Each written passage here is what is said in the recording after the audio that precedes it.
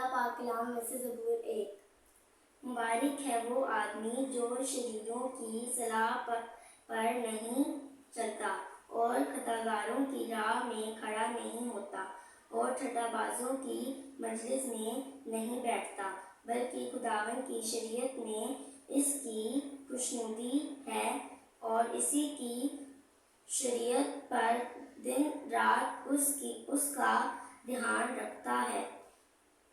وہ اس درخت کی مانند ہوگا جو پانی کی ندیوں کے پاس لگایا گیا ہے، جو اپنے وقت پر پھلتا ہے اور جس کا پتا بھی نہیں مرجھاتا، سو جو کچھ وہ کرے کارگر ہوگا۔